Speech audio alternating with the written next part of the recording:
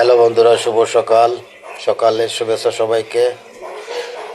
আজকের ভিডিওটা নিয়ে আসছি লাউ গাছের। অনেক সুন্দর সূর্য উঠছে, দেখেন এই যে একটা সার। তো আমার লাউ খাইতে হলে বা লাউ নিতে হলে এই চার পার হয়ে যেতে হবে। তো আমাদের চার পার হওয়ার অভ্যাস আছে, সমস্যা নাই। যতই জল হোক আর যাই হোক, মোটামুটি কথা চার আমরা পার হতে পারি। ছোটোবেলা থেকেই আমাদের চার পাওয়ার অভ্যাস আছে, কোনো সমস্যা নাই, ভয় পাওয়ার কিছু নাই।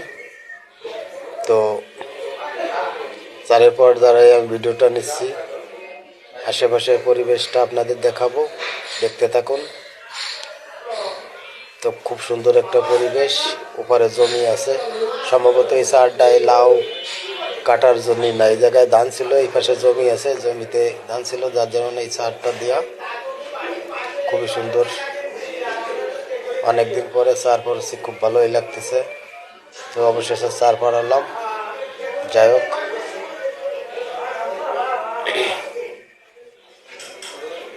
খুবই সুন্দর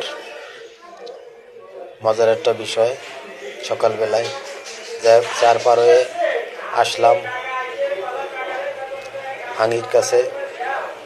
তা আসি থেকে সুন্দর লাউ গাছ, ঘুরে ঘুরে দেখতেছি, অনেক সুন্দর লাউ হয়েছে দেখা যাচ্ছে, খুবই ভালো লাগতেছে।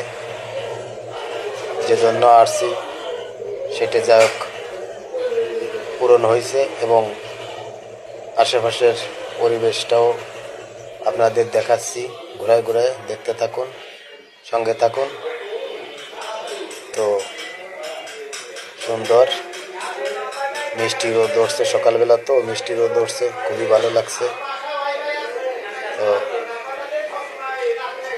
যাই হোক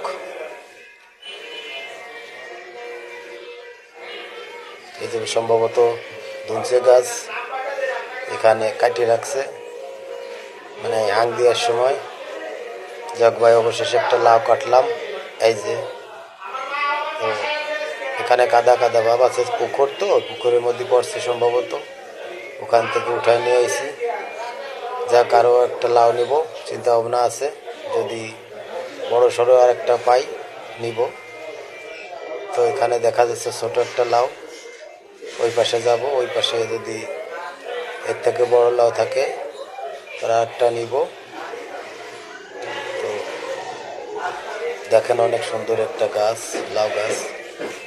আসলে অনেক লাউ ধরার কথা এবং ছিল, তা গাছালা কিছু বেশি ফেলাইছে, আর এই লাউ অবশেষে আর একটা আমরা পাইছি। যাই হোক ভিডিওটা আপনাদের করে দেখালাম। ভিডিওটা ভালো লাগলে কমেন্ট করে জানাবেন। ধন্যবাদ, ভালো থাকবেন।